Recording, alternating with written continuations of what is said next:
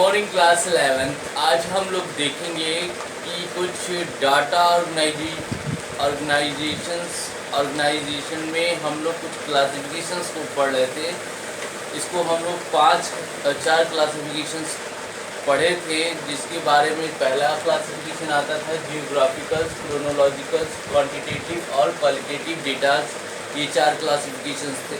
हम लोगों ने बहुत डिटेल से तो नहीं पढ़ा था, लेकिन ये था कि हम लोगों ने इसके चार क्लासिफिकेशन के बारे में डिस्कस कर दिया था। हमने कहा था कि इनके एक एक क्लासिफिकेशंस को एक एक मैथोलॉजी के थ्रू समझेंगे कि कैसे हम लोग डेटा का अलग अलग क्लासिफिकेशंस को हम रिप्रेजेंट करते हैं अकॉर्डिंग टू स्ट्रक्चर के थ्रू, चार्ट के थ्रू। आज हम लोग वही देखेंगे। हमारा पहला क्लासिफिकेशन जो आता है, जिसको हम लोग जियोग्राफिकल क्लासिफिकेशंस कहते हैं।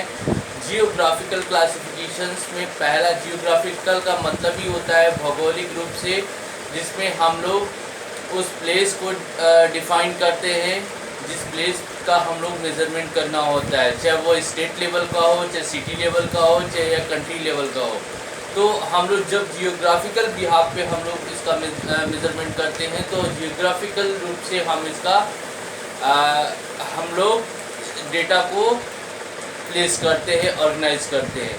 तो आज हमारे पास एक जियोग्राफिकल डेटा है, जिसको हम लोग कह सकते हैं कि जिसे प्लेस और नंबर ऑफ फॉर्म्स। इस तरह के डेटा में हमेशा हम लोग प्लेस को डिफाइन करते हैं। प्लेस में चाहे वो स्टेट भी हो सकता है, या हम कह सकते हैं सिटी भी हो सकता है, कंट्री भी हो सकती है।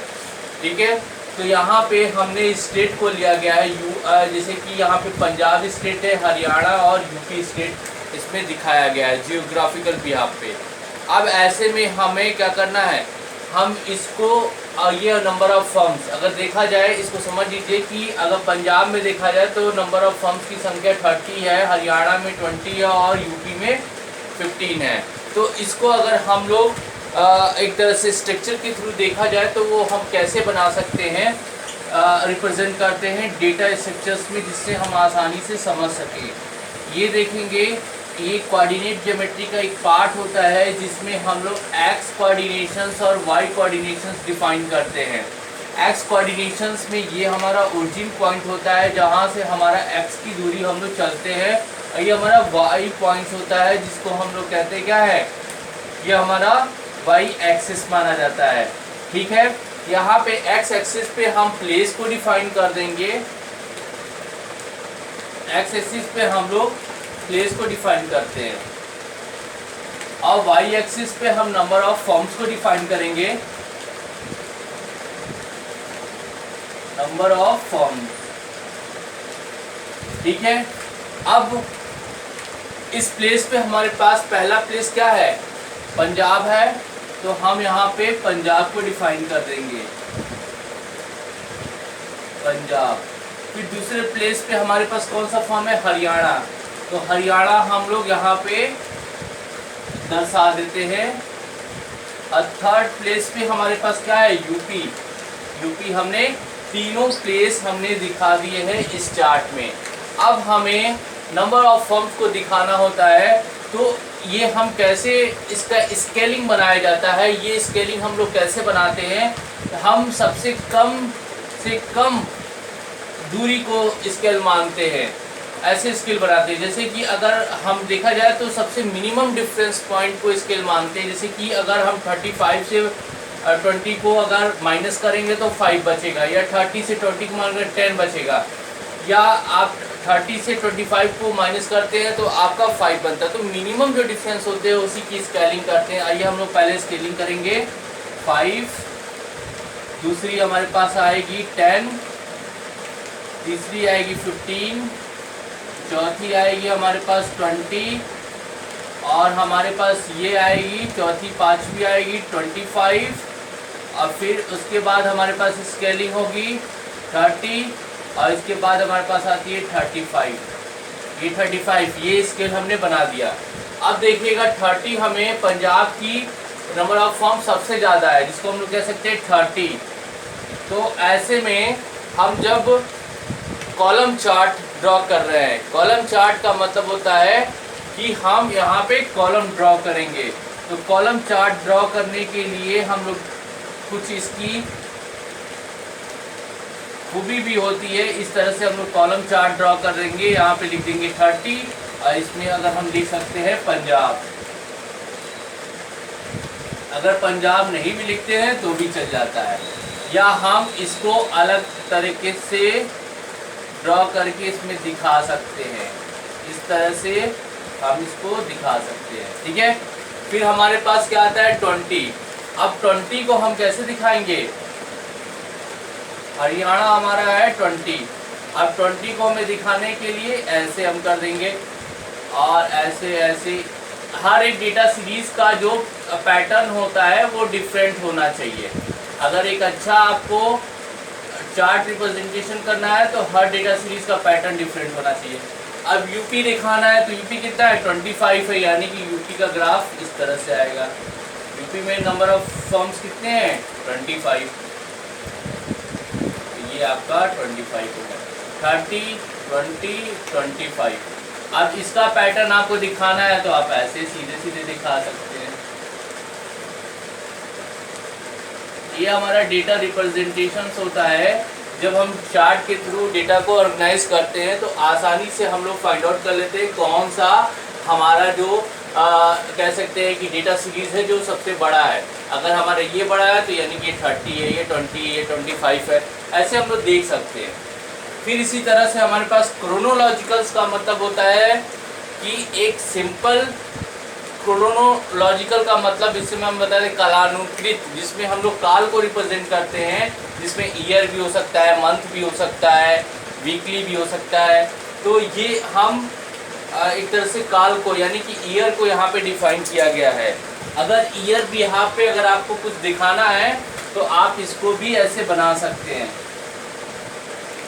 सेम डेटा स्ट्रक्चर्स ऐसे होगा, ठीक है। और यहाँ पे हम ईयर दिखा देते हैं 2011, फिर 2013, फिर ये कितना है 2011, 12 और 2013।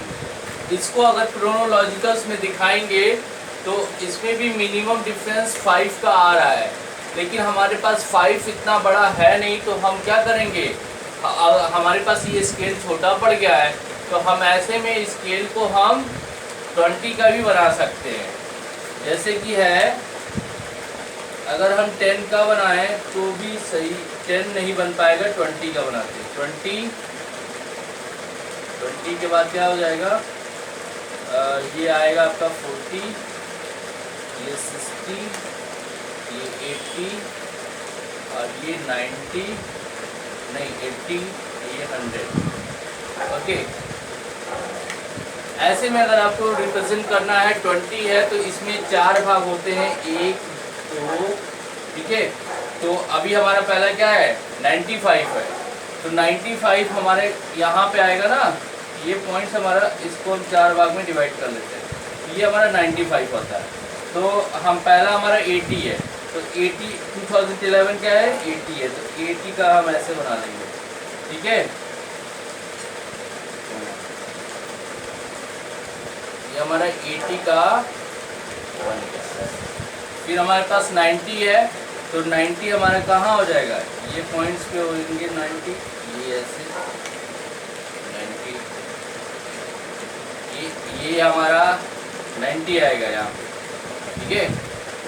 फिर ये 90, ये 80, फिर क्या है 95, ठीक 95 इसी के जस्ट नीचे ही होना चाहिए।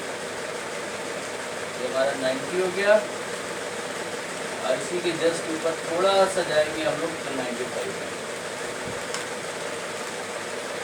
बहुत ज़्यादा डिफरेंस 90 और 95 में नहीं होगा, ये 95। ये क्रोनोलॉजिकल्स मतलब होता है कालानुक्रमित, जिसमें हम लोग ईयर्स को दिखाते हैं, ईयर्स का रिप्रेजेंटेशन करते हैं, मंथ का भी रिप्रेजेंटेशन कर सकते हैं और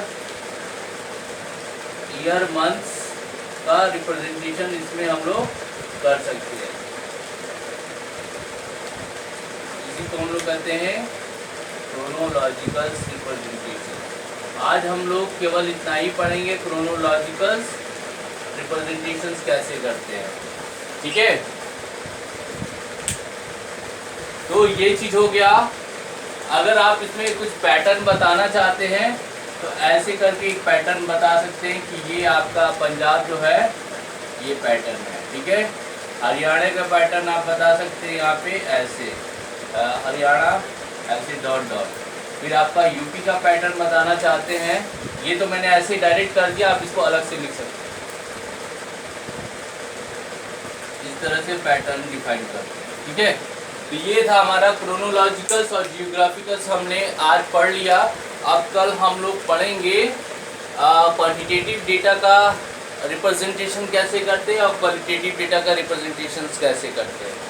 ये इस तरह से आपको कई ऐसे क्वेश्चंस आपको अभी हम लोग बुक्स के थ्रू असाइनमेंट में दे देंगे, आपको इसको करना होगा।